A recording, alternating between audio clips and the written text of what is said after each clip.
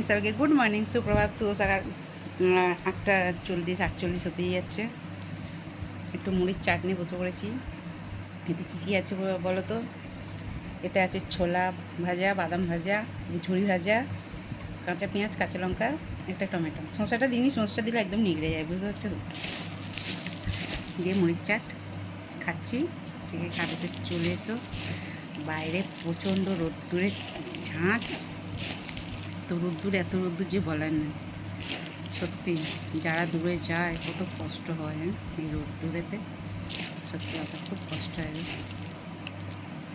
বুঝতে পারছো তো সে ব্যাপার? কে খাবে তো চলে এসো, হাঁ করো সবাই।